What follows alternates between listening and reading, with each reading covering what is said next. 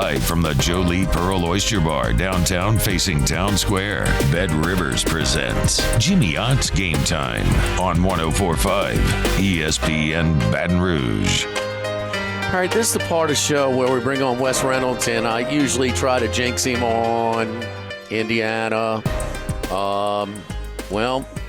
I'm ahead of that's ahead of me. Indiana's already squandered their 6-point lead. They're down now 17-18 mark. Or maybe we could do it with Cameron Smith or Sunjay Yim. I mean, where do we start, Wes? I mean, you usually come on, and I mean, you kind of blazing away. I mean, last time, I think Indiana was playing in Madison, Wisconsin, and winning by about 16. And we put the jinx on you. Hopefully not this week, because I got your golf picks this week.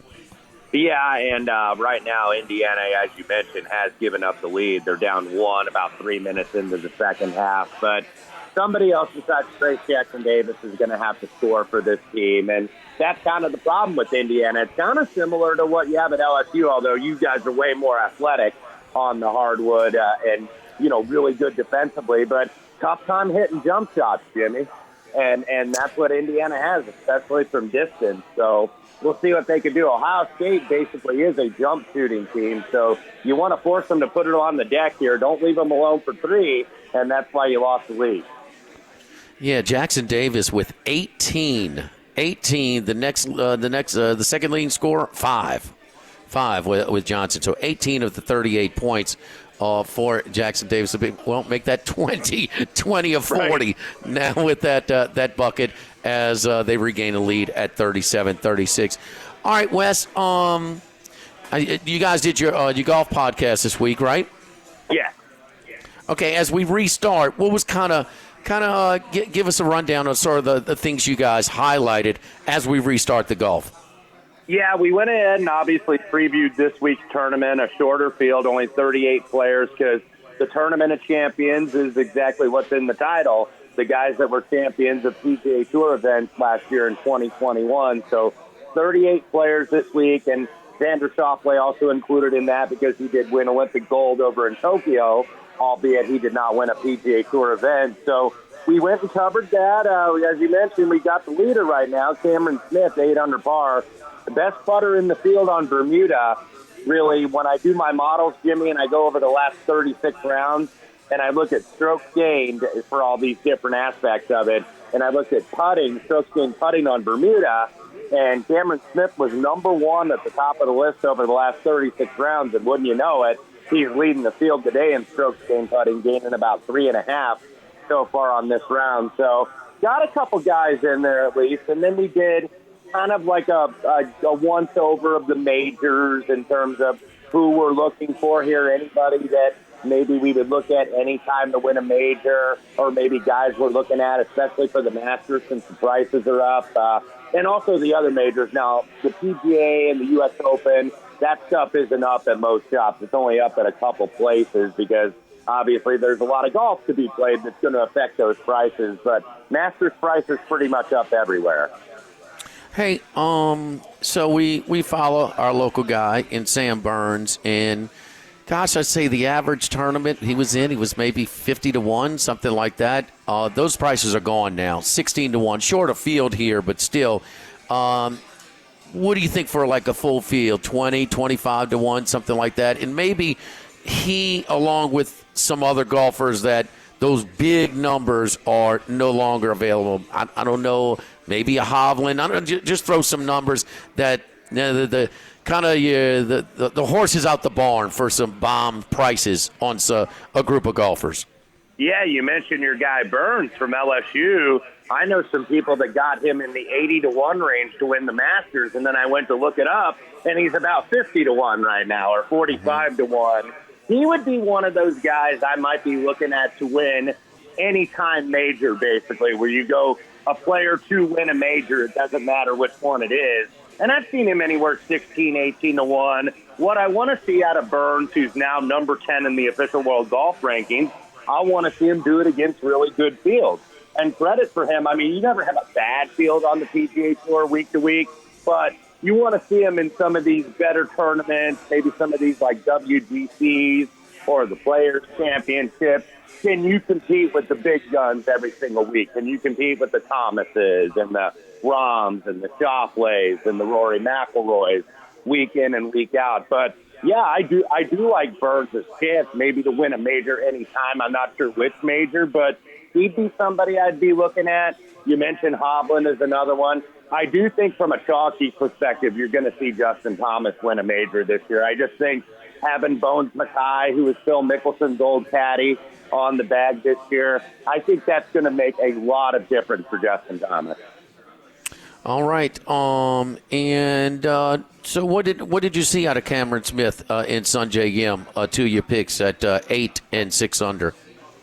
Well, both really good putters on Bermuda, especially Smith. And with Sungjae Yim, he kind of did not have what I would call a great season last year. I think his first 27 events, he only had 4 top 10. But then once you got after the FedEx Cup playoff and you looked at the fall series, he actually won right out here in Las Vegas at the Shriners Open out at TPC Summerlin. And he kind of continued that form late into the fall, and then all of a sudden the season ends. But I think it's good for Sungjae Yim, because one thing you'll notice about him, if you're handicapping golf week to week, he hardly ever takes a week off. He's like what BJ Singh used to be 15 years ago, where he's like, you know, you look at how many events Tiger plays, he's playing like 18 and 20 events, and BJ Singh's playing like 32 or 33, and that's what Im does. So those were two guys I played. Also played Xander Schauffele and Jordan Spieth. Off to a little bit slow starts. I think they're only a couple under par, but they're part of the weight groups today. Well, Wes, wrapping up the bowl season, some of the, to the general public, the general viewers out there, some of the more disappointing type of matchups when you had tons of guys out and things like that were big-time betting opportunities for guys like us. And, the shops got burned pretty good on Western Michigan with a 14-point swing. Kansas State with a 13-point swing. Even like a Dolphins-Saints game or an Eagles-Washington football team game.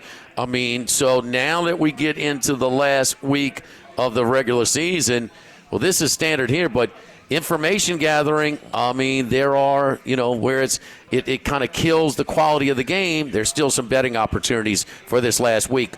Which ones are you looking at? Yeah, and what you're looking at, Jimmy, and you bring up a good point there, or lead into it, everything is kind of baked into the price right now from like a playoff scenario standpoint. So you're not going to be like, oh, this team's got to win, I got to bet it. You're already paying the tax if you're trying to do that. But I think what's going to move lines, obviously, is COVID or which players are going to sit out. You kind of saw that with Cincinnati, Cleveland yesterday. Burrow going to sit, Nixon going to sit, perhaps Jamar Chase going to sit. So that's why you have Cleveland up at -6. But a couple I'm looking at that I did play the Atlanta Falcons actually at 4.5. I just don't know about New Orleans with that quarterback play on the road here. And Atlanta, this is a chance for them to play spoiler. Atlanta against really, really good teams is overwhelmed, but against kind of teams on their level seem to play well, or maybe teams even a little bit below them. So I did play Atlanta at 4.5. Also did play the Houston Texans at 10.5. There's still some out there, and even some 10 as well. Like, must win does not equal must cover. In Tennessee, obviously, if they win, they get the number 1 seed. But I thought that was a little bit of a big number for Tennessee to lay on the road, even in a revenge spot. That's already priced in. And then I also did take a little bit of the 49ers at 4.5. Hopefully Jimmy G gives it a go.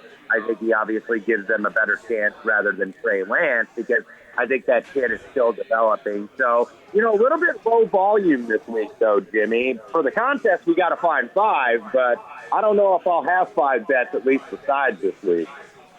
Yeah, you got a shot still for in the money or for the monthly?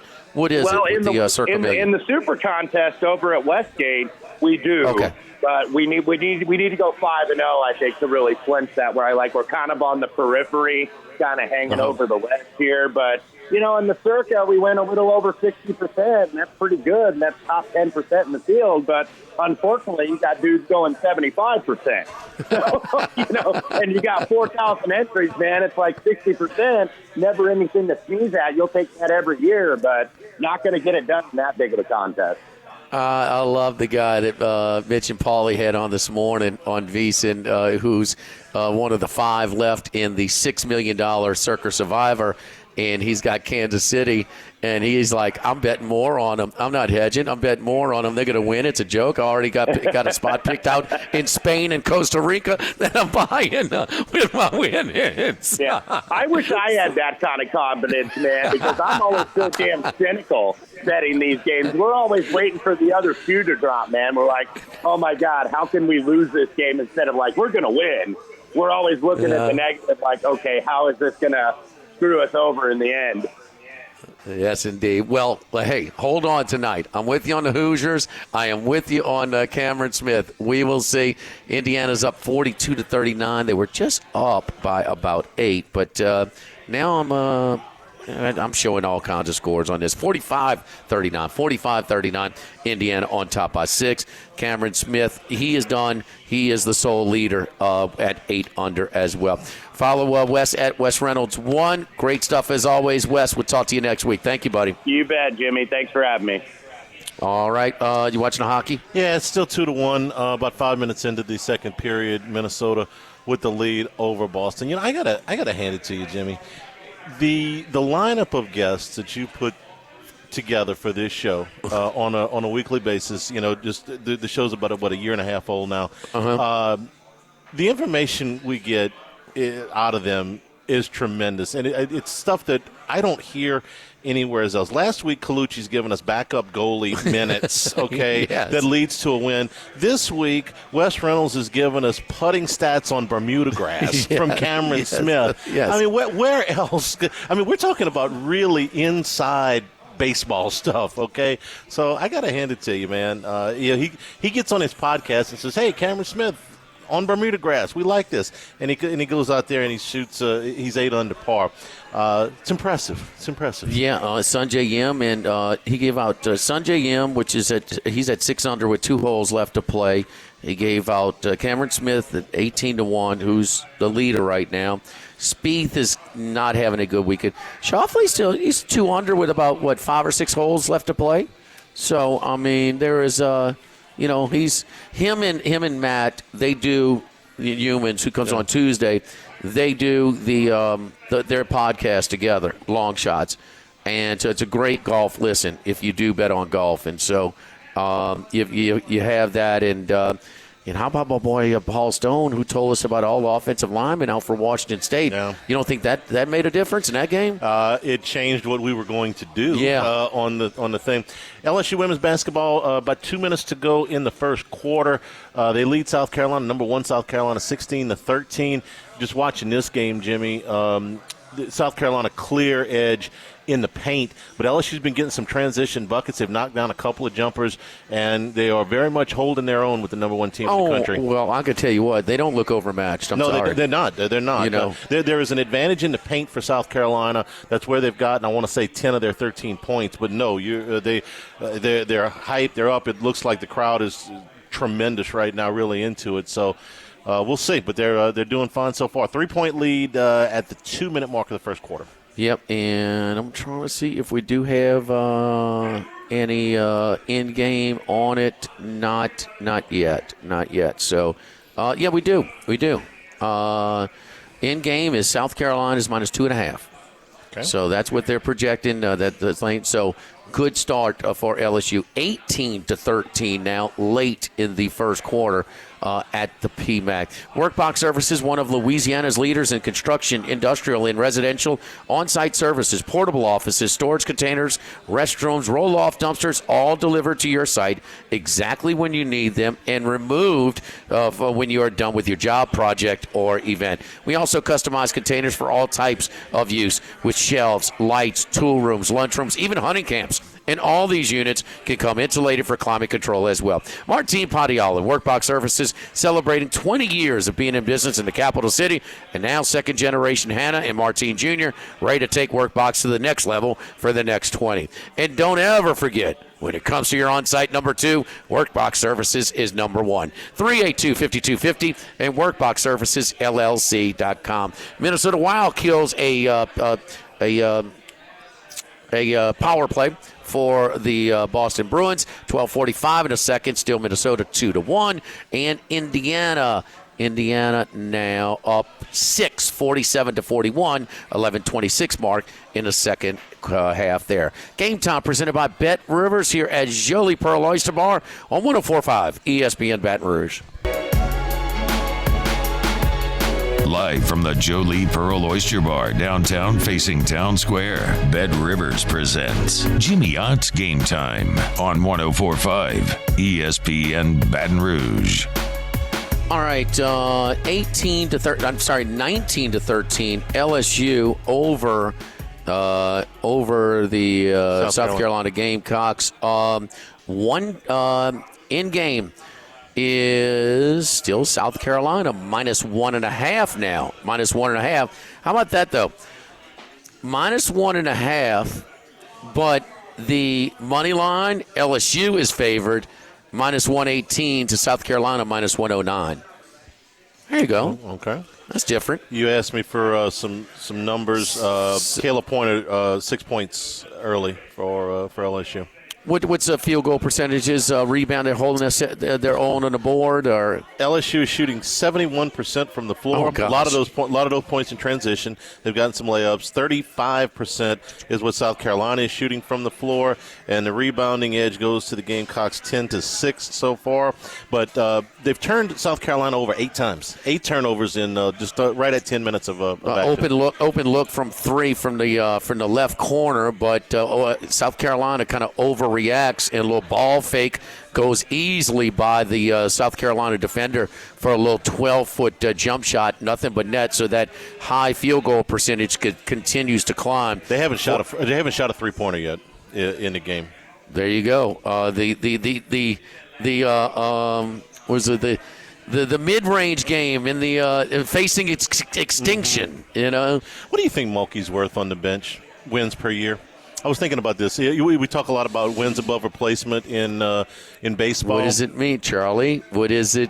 You have to know who the backup is. Who are we comparing her to? Her predecessor? When they do it in baseball, they say the average coach. I'm not saying what she worth over Dawn Staley or Gino Auriemma, but what she worth over what you would say is an average coach. Just average coach. Average SEC?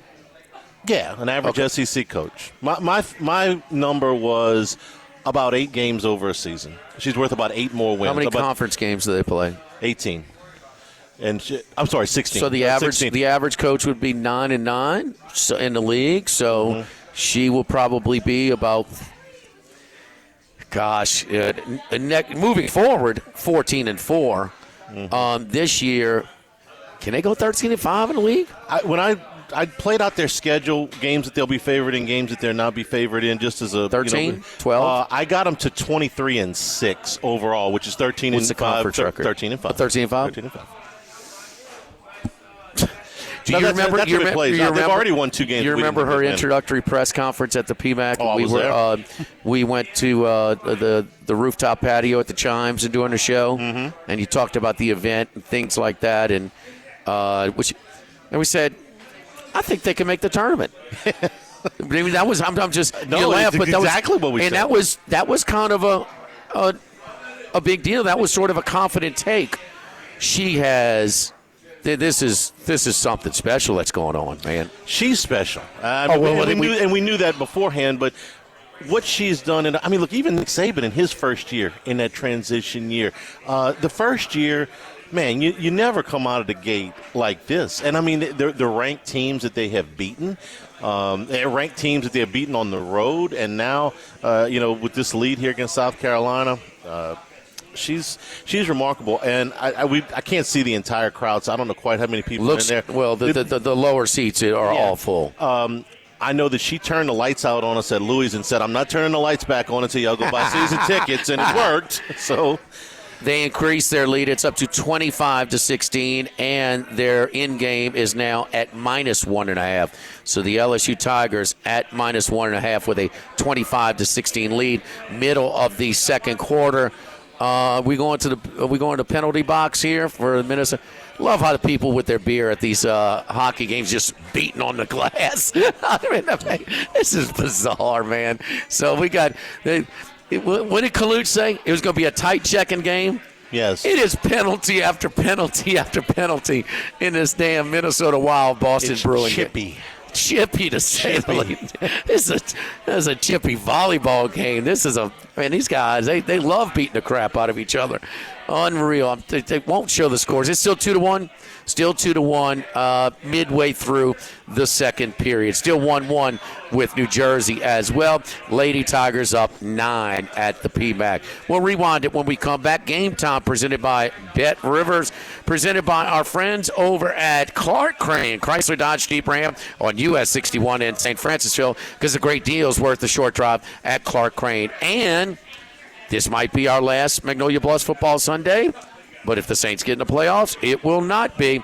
So I'll pass up Clark Crane on my way up to Magnolia Bluffs, the casino. Hey, man, the sports book is really well done. It's been a big hit this football season. We have certainly enjoyed it. If you're still looking for last week of the NFL season, full week, it's going to be a busy Sunday. 9 games at noon, 5 more at 3 o'clock for over at Magnolia Bluffs. Magnolia Bluffs, the shortest drop to Mississippi Sportsbook, is in Natchez, Mississippi.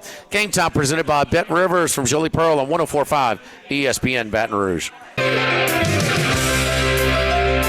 Live from the Jolie Pearl Oyster Bar downtown facing Town Square, Bet Rivers presents Jimmy Ott's Game Time on 104.5 ESPN Baton Rouge. ESPN Rewind, brought to you by Tex Morris and Edward Jones Investments, making sense of investments. Jefferson across from Town Center. Get a game plan today, 928-8659. All right, let's get to the bites, but first things first. 6:57 to go in Bloomington, Indiana, 52. Ohio State 45. We're trying to cover the 3, buying the hook there. Minnesota, Boldy's first career goal, Charlie. Attaboy, Matt Boldy. Minnesota 3, Boston 1. 7 minutes to go in the second. Devils still tied 1 apiece. OTB, Will Wade, he was on with us last night. Here he is with the morning guys talking about their turnovers. Well, I mean, we run after every turnover in practice. If you turn it over, you just go run. So there's some carryover there for a football taker. But I mean, look, we've got to be cleaner with the ball. We're just making some. There's basically 3 reads you have to make, and we're not reading it right, and we're trying to do too much, and we're gonna go through that today, multiple times, and just try to get it. We just got to make simple plays. And a lot of it comes from trying to do too much and trying to be too pretty and trying to we just got to make simple plays. And if we can do that, we'll be a lot better off with the turnovers and just run a lot cleaner offense engine. Even in transition the other night against Kentucky, there were a couple of turnovers in transition, and I think those are the kind of plays that he's talking about. You're trying to make this awkward, off-balance pass, things like that. What do you think of the lineup when Gaines and Pinson are in the game together? Because I would think that would cut another primary ball handler. You would cut down on the turnovers a little bit. Well, I think Gaines is developing in front of our eyes. I thought he's going to be in the game. He can dribble, penetrate. Will brought up the statistics last night on our show that he's one of the top 100 players in the country on drawing fouls. So he's trying to teach him to try and do that smartly, get to the line. He can dribble, penetrate, and get in the lane. Just in the 2 conference games alone, how much better were his decisions once he got in the paint than would from Auburn to Kentucky? He even did like a little finger roll feed to Efton Reed. Oh, yeah, I don't know how he ever saw that.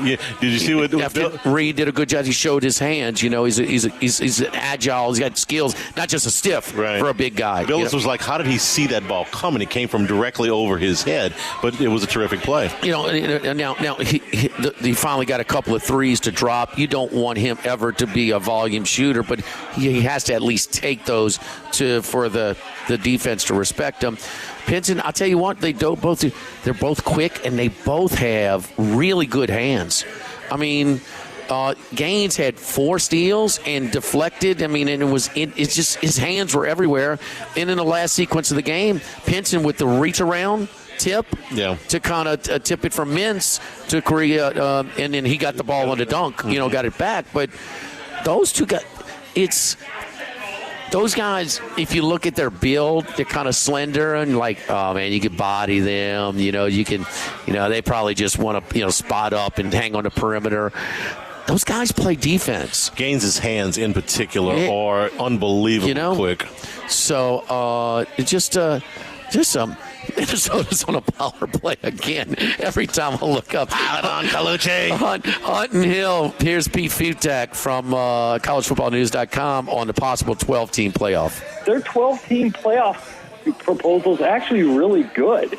There's a few parts of that would need to be changed up to be fair, but for the most part, you're talking about 12 teams. You get all the Power 5 conference champions in, top group of 5 championships in, and then go from there, because there's got to be a mechanism where you can win your Power 5 conference championship and play your way in. I mean, you can't just. I don't like should Cincinnati have been in the argument. I didn't think it should have been. But, yeah, a 12-team format, of course it should be in. Of course Baylor should have been in. Of course Pitt should have been in. It's real simple. It's coming. It's just a matter of time. I mean, and, if it's 8, if it's 12, I want it to be 16. I want it to be 24. I want the best teams from the country playing each other with something on the line.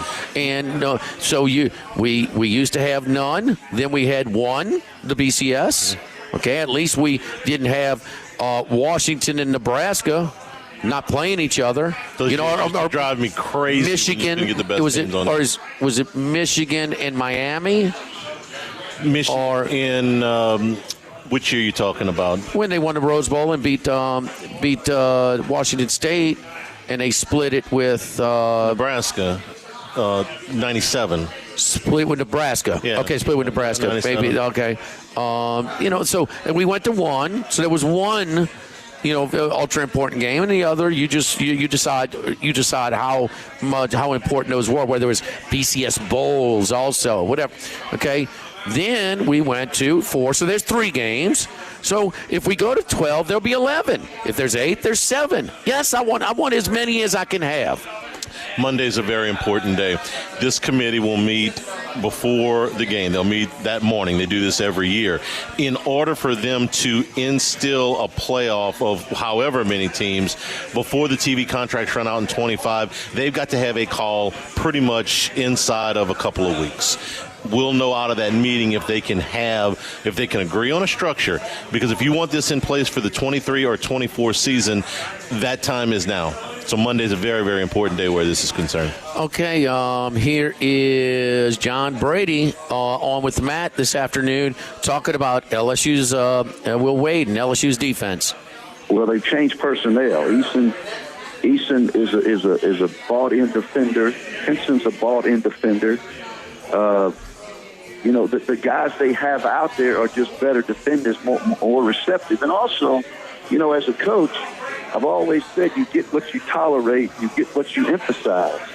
And since last spring, Coach Wade knew they had a defensive deficiency. So in the spring and in the summer and even in pre-practice preparation for the season, he concentrated on defending without fouling and rebounding the ball and limiting teams to one shot. And if you can do that consistently with effort and with the proper teaching, athletes at that level, they all can defend, but you have to make them think defensively, and that's what Will's done with his team. There's no doubt it's the roster. I mean, it's some of the guys that are gone can score the ball better, but they were not willing to play much defense. Their basketball IQ was not great. This team is, and what's funny is, everybody wants to score, everybody wants their stats and things like that, but people around this town, they appreciate this style of play more. They can tell who's out there playing harder. There's no doubt about that. And they turned out, great for the Kentucky game. I know they were dedicating the court to Dale Brown and all that, but this was a big, very loud. You posted a pic. They responding to this type. Charlie, we always get up for Kentucky. Fair enough. Okay, you know what I mean? But if you went and you saw this, then you probably liked it enough to go back. Well, the last 15 seconds, it was so frantic. Yeah. It was bizarre, and it was not something a coach is really pleased with. But as the fans, it gave them, a jolt. Back-to-back rips for dunks. It's one of them a reverse dunk. Yeah, he can't just lay it in to put it on a two-possession game. We got to do a little. I don't think it was a 360. But it might have been a 270 or a 180. Number one in the country in defensive efficiency, number one in the country in opponent's field goal percentage. I have not seen a college basketball team flip its style like this ever. It's all of it. Tom Izzo's team have certain stylistic values, stylistic ways. Krzyzewski. I'm talking about Carolina. And Max and I are eating at Snow's last night and said Carolina's always got size. Carolina's always got skill. Carolina's always a little soft on the defensive end. They're not great on the defense. Bray at Notre Dame, same kind of got some guys that could shoot, but really not very athletic. Bob Huggins is going to have certain guys. They're going to bang you, they're going to lean on you, and they're going to be a little choppy on the offensive end. I have not seen a team that could score the ball with anybody and was just not interested in playing defense. Just not interested in playing defense, flip to the best defensive team in the country. And it's crazy. Usually when you see these stylistic changes, it's because there's been a coaching change. And yes. somebody comes in different. And even when you do that, it's very difficult to implement your entire style, your entire culture in one off season. Will Wade did that, and he wasn't.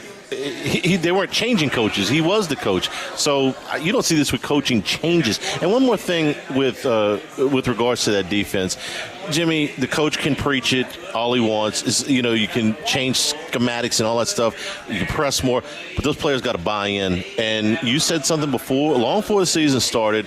I don't know where you got this from, but you said Xavier Pinson went in there as a transfer and said, guys, we are going to play defense. And for, his words to resonate with them that much, this is not a veteran on this team. He's completely from the outside. But he's senior. And he's a leader. He is a senior. Everybody bought in. Maybe I'm giving him too much credit, but it's part of it. It's him. It's some of the better players on the team that have bought in, and they're going to do. And another one who I think the most skilled guy on the team is Murray.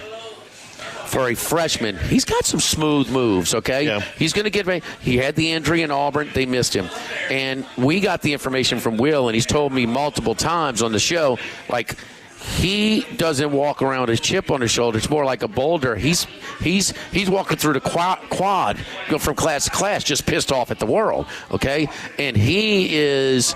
If somebody's not in their spot, they're supposed to be defensively, he's going over there and shoving them in it. And when somebody doesn't bust it at practice defensively, he's killing them.